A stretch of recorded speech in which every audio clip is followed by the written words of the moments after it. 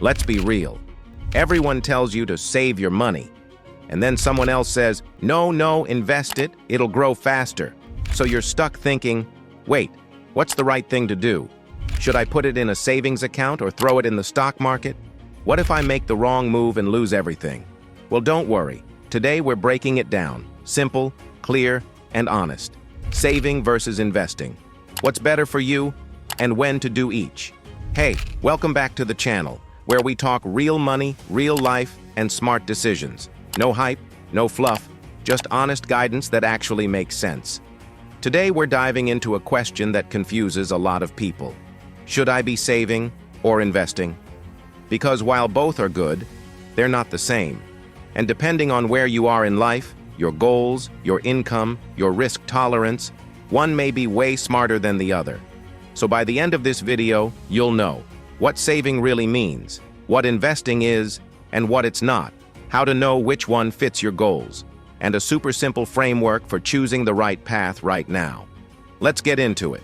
Saving equals safety. It means putting your money somewhere low risk and easy to access, usually in a savings account, money market account, or even cash envelopes if you're old school. You're not trying to grow the money like crazy, you're just protecting it, so it's there when you need it. Think, emergency fund vacation savings, a car you're buying in 6 months, rent money. The key is, savings equals short-term and secure. You're trading big growth for peace of mind. Investing equals growth. Investing is about putting your money to work in things like stocks, mutual funds, ETFs, real estate, or even your own business. The goal, grow your wealth over time. But here's the catch, investing comes with risk. Your money might go up or down. That's why investing is for the long term, not next month, not next year. We're talking 5, 10, 20 plus years. So, saving is for stability. Investing is for building wealth. They serve different purposes, not one better than the other. Good question. Here's how to figure it out. Let's start with 3 quick checks. 1. Do you have an emergency fund? If not, stop everything and build that first. Seriously. Before investing a dime. Your emergency fund is your financial safety net. For job loss, car repairs, medical bills, how much should you have? 3 to 6 months of living expenses is the gold standard. So if you spend $2,000 a month, aim for $6,000 to $12,000 saved. Once that's in place, then you can look at investing. 2. Do you have any high-interest debt? Credit cards with 20% interest?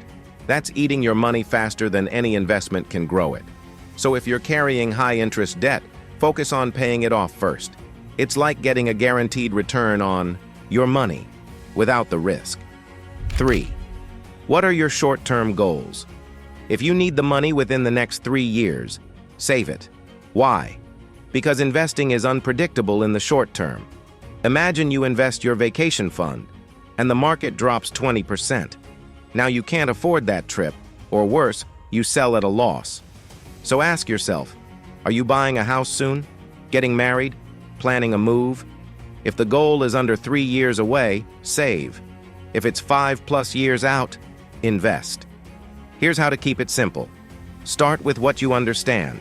You don't need to pick individual stocks or chase trends. Consider index funds, broad market exposure, low fees, ETFs, easy to buy, sell, beginner-friendly, target date funds, auto-adjust over time for retirement. If your job offers a 401k with a match, start there. That's free money. Don't leave it on the table. If not, consider opening a Roth IRA or traditional IRA, depending on your income and tax needs. And remember, investing is not gambling. You're not trying to time the market. You're building wealth slowly, consistently, and with purpose. Here's the truth. You don't have to choose between saving or investing. You do both, but in the right order. Let's break it down. Step 1. Build your emergency fund. This is where your financial journey starts. Before you even think about investing, before you worry about the stock market or crypto, you need a cushion. An emergency fund is your first layer of protection. It's like armor for your bank account. Because here's the truth. Life happens. Flat tires, job layoffs, medical bills, unexpected travel. If you don't have a buffer, those emergencies become debt traps. You'll reach for a credit card or a loan, and suddenly, your stress multiplies. So what's the goal? 3 to 6 months of living expenses. If your monthly needs are $2,000, aim for $6,000 to $12,000 saved in a separate, easy-to-access account. Not your checking account, someplace out of sight, out of swipe range. Even if you can only save $100 a month, start. Small steps turn into strong foundations. Step 2. Pay off high-interest debt. Once you've got some breathing room in your emergency fund, next comes the enemy, bad debt. And by bad debt, I mean debt that's high interest. Think credit cards, payday loans. Not building wealth, unlike maybe a mortgage or student loans. Draining your income with no return. Let me say this clearly. If your debt is charging you 20% interest, no investment can beat that. You're losing money faster than you can grow it. So in this phase, your number one job is to stop the bleeding. Use the snowball method if you want quick wins. Pay off smallest debts first. Or use the avalanche method if you want to save the most money long term. Pay off the highest interest rate first. Either way, treat your debt payoff like an investment, because that's exactly what it is. An investment in your freedom, your options, and your peace of mind. Step 3. Save for short-term goals. Okay, let's say your emergency fund is ready and you've tackled your high-interest debt. Now what? Now it's time to look ahead at your short-term goals. Think, a vacation next summer, a new laptop, a wedding, a car down payment, a move to a new city. Anything that's coming up in the next 1 to 3 years falls into this category. And here's the rule. If it's a short-term goal, don't invest that money. Why? Because the market goes up and it goes down. And if you need that money when the market's down, you'll be forced to sell at a loss. That's not a strategy. That's a panic button. So keep your short-term savings in a high-yield savings account or money market account, someplace safe, liquid, and reliable. You're not looking for massive growth. You're protecting your timeline. So where do you start? Trying to invest before you're ready is like running before you can walk. You'll fall, you'll panic, you'll pull out your money too soon. Then you'll feel like investing doesn't work. But when your foundation is solid, investing becomes powerful. You're not desperate. You're not rushed. You can ride the waves because your short-term needs are covered. Don't let FOMO pressure you into putting money in places you don't understand. Don't invest because someone on TikTok told you to. Invest because you've built your base. You've handled your responsibilities. Now you're planting seeds for the future. That's how you win. Slow, steady, intentional growth. So, let's bring it home.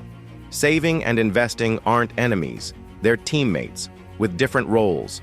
Saving gives you security. Investing gives you growth. And together, they give you freedom. The key is knowing when to do each. So here's your next step.